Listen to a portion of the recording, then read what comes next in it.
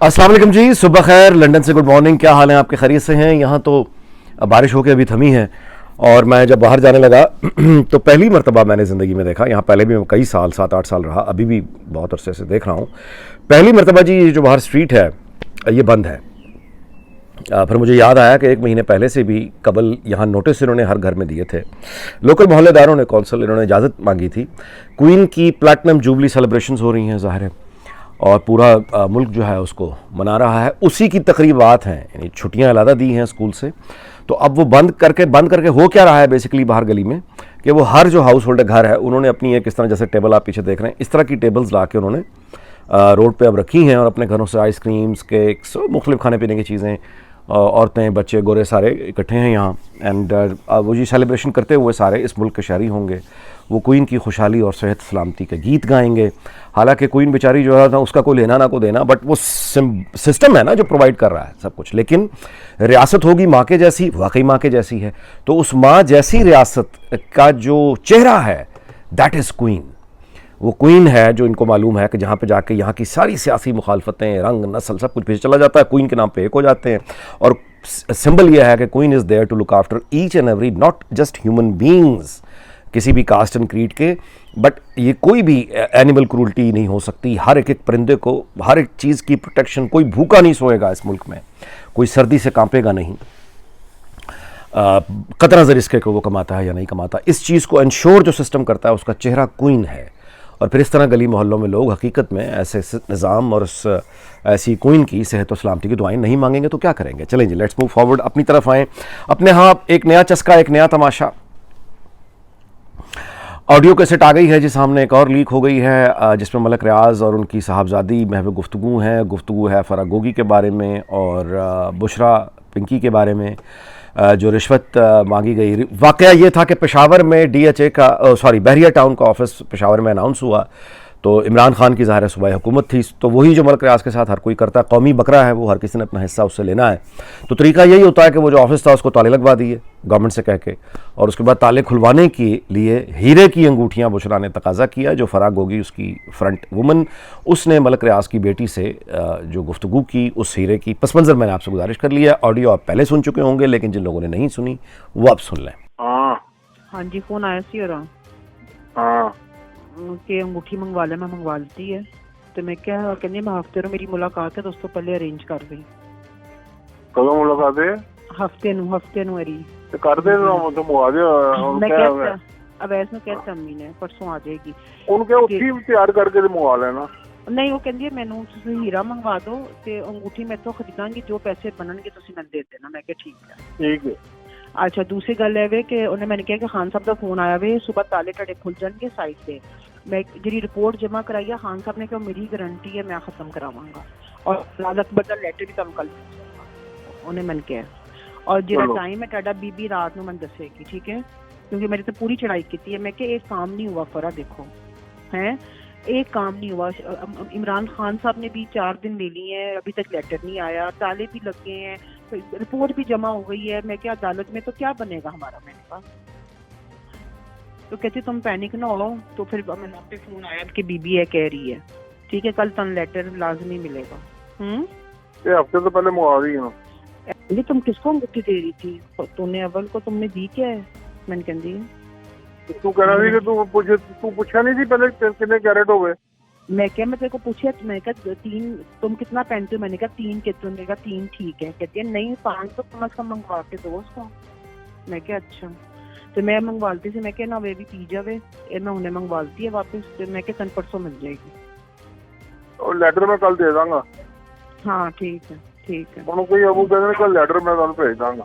हाँ, मैं आज पूरी चढ़ाई की आके, मैं क्या मैं नहीं डिस्टर्ब हुई है, मैं सुबह ना रोई हूं। मैं क्या अगर मेरी ये फीलिंग है तो अबू की कितनी फीलिंग है? मैं क्या जगह जगह अबू बंदियां नू ट्रेस कर रहे हैं, फेस कर रहे हैं। मैं क्या, और हर कोई लॉलीपॉप दे रहा है। मैं क्या कहती ना पैनिंग हो, मैं 2-3 फोन उत्ते थले किते ने। मेरी बीबी ना गल हो गई, लेटर तन कल लाजमी मिलेगा, सुबह ताले खुल जाएंगे। खान साहब ने कहा रिपोर्ट तम जिम्मेदार में है, गल खत्म, बस ठीक है।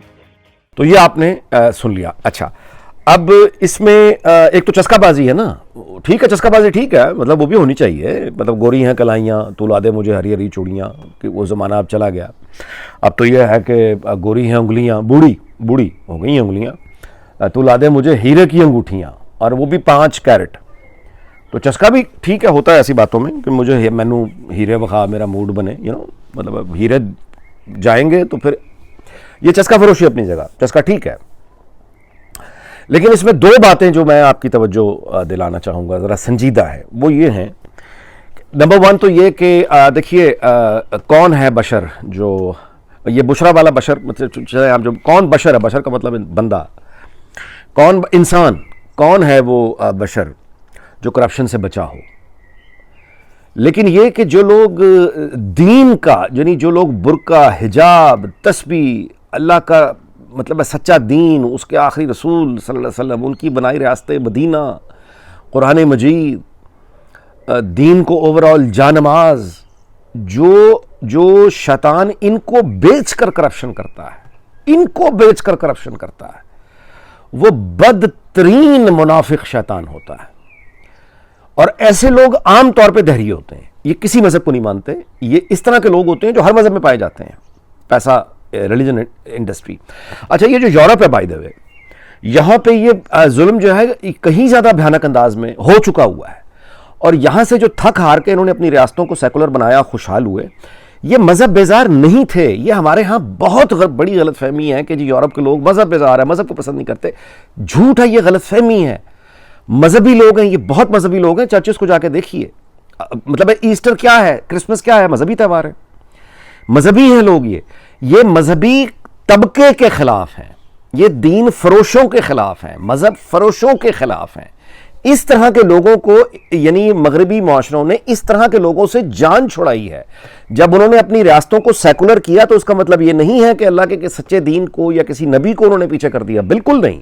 انہوں نے اس طبقے سے جان چھڑائی ہے جو یہاں بدترین ظلم کرتا تھا. تو یہ وہ بدترین لوگ دہری اصل میں یہ کسی مذہب کو نہیں مانتے, یہ ڈکوسلا کرتے ہیں. یہ دیکھا نا آپ نے حجاب اور وہ یہ اصل میں حقیقت ان کی یہ ہوتی ہے. یہ بدترین مذہب فروش, یہ مردوں میں جنہوں نے نمائشی داڑیاں رکھی ہوتی ہیں, نمائشی تسبیحاں پکڑی ہوتی ہیں, لوگوں میں آ کے دین کو بیچ رہے ہوتے ہیں, یہ بدترین منافق ہے, بدترین. اور سیاست میں اس کا استعمال کرنے والے بھی بدترین لوگ ہیں. حقیقت اس کی یہ ہے. اور آگے چلوں, ایک اور بھی گزارش کروں, یہ جو آڈیو لیک آئی ہے, ٹھہر کے سوچیں, چسکا بازی ہوتی رہے گی. یہ جو آڈیو ریلیز ہوئی ہے آپ کے سامنے ریکارڈنگ, کیا اس کا مقصد احتساب ہے؟ بالکل نہیں. کیا اس کا مطلب کرپشن سے کوئی جڑا ہوا ہے؟ بالکل نہیں.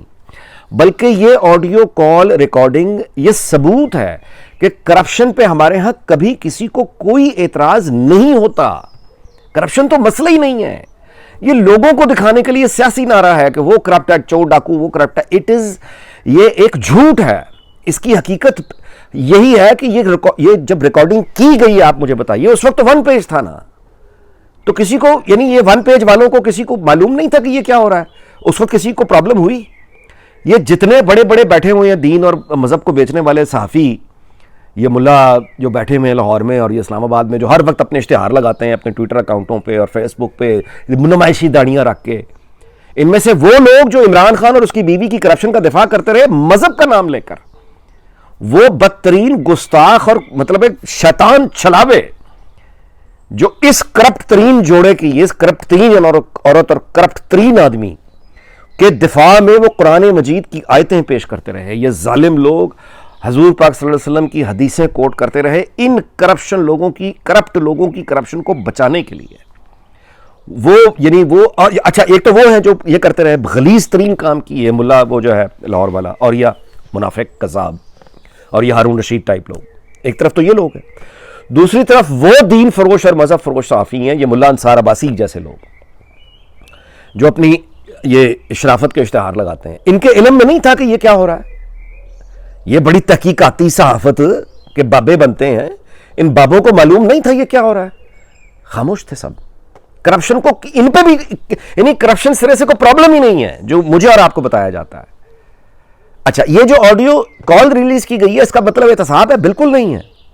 یہ بیسیکلی دھمکی ہے, وارننگ ہے, چال ہے, سیاست ہے. یہ عمران کو یہ بتایا جا رہا ہے کہ اپنی اوقات میں رہو, ابھی تو ہم نے ملک ریاض اور اس کی بیٹی یعنی جو تو ہے وہ تو ہے ہی بکرے, انہوں نے بکروں نے کیا کہنا, اب بکروں کی آ گئی ٹیپ, بکروں نے کیا, بکرا بولے گا جواب میں, کچھ مرنا ہے اس نے. اب آپ یہ ان لوگوں کے لیے بھی جو ملک ریاض کو بڑا طاقتور سمجھتے ہیں, اور آپ نے اس کی حقیقت دیکھ لی.